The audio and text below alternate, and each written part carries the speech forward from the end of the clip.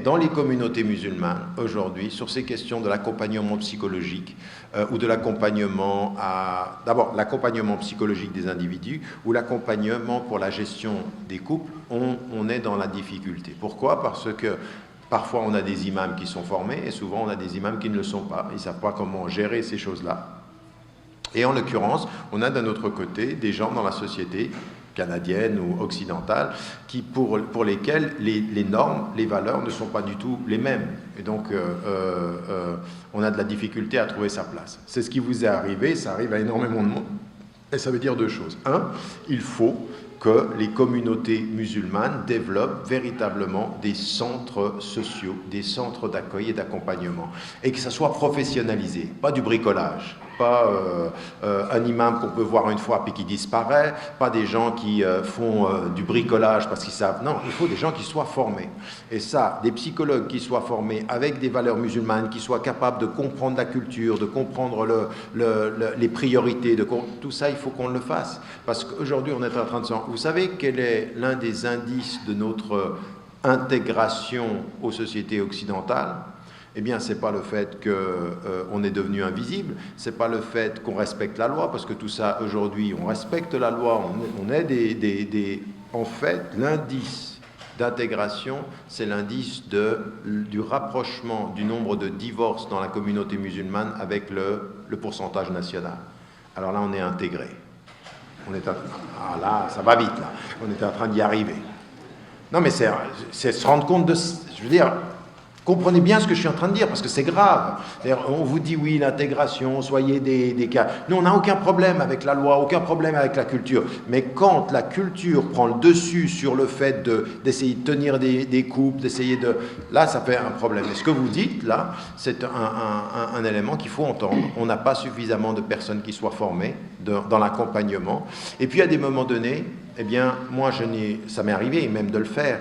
Vous avez des psychologues, des hommes et des femmes, qui sont peut-être pas de confession musulmane, mais qui peuvent être chrétiens, qui peuvent être croyants, qui ont une spiritualité, qui ont une éthique, et qui parfois peuvent être d'un soutien. À défaut de trouver quelqu'un dans la communauté musulmane, vous pouvez trouver parfois des gens qui...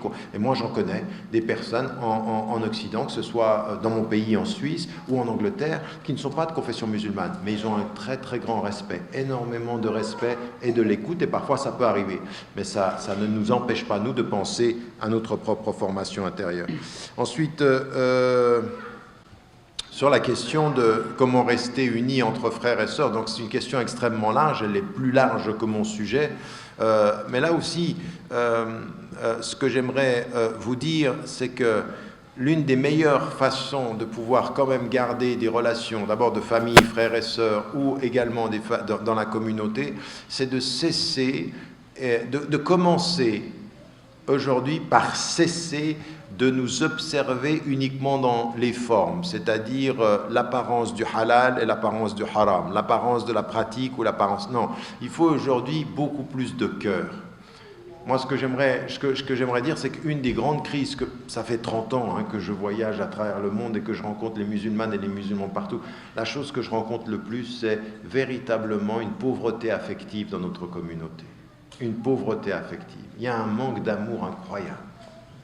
C'est-à-dire, on n'a jamais autant utilisé le mot frère et il n'y a jamais eu aussi peu de fraternité. De fraternité. Mais c'est quoi la fraternité? La fraternité, c'est arrête de me juger, permets-moi d'être meilleur, soit le chemin de ma paix, soit le chemin de mon encouragement, soit le chemin de l'amour. C'est ça, la fraternité, c'est quand même de l'amour. Je veux dire, des fois, on rentre dans la mosquée, la mosquée, on prie ensemble, il y a une espèce d'indifférence entre nous. Ou alors juste le jeu de Yahri, juste le temps de la prière. Tu sors, on va déjà se disputer sur le parking. Il y a quelque chose qui manque, quoi. Vraiment, il y a quelque chose qui manque. On devrait être une valeur ajoutée d'amour dans la société canadienne. Mais franchement, il y en a beaucoup d'entre vous qui viennent d'Afrique, il y en a qui viennent... Moi quand je vais au Maroc, le Maroc, c'est ma patrie d'adoption, je suis d'originaire d'Égypte. Tout ce qu'on a dans le pays d'origine, c'est quoi la qualité? La générosité, le don. Et là, alors, on est colonisé sur le taux de divorce et on est colonisé sur l'égoïsme et l'enfermement. On n'a pas apporté la générosité. Apportez la générosité de votre culture d'origine. Et puis, il y a plein de gens qui se sont convertis à l'islam. C'est quand même ça aussi qu'ils ont un peu de chaleur. Mais apportez la chaleur d'Égypte, d'Afrique, du Mali, du Burkina, du Maroc, de l'Algérie. Amenez-la ici.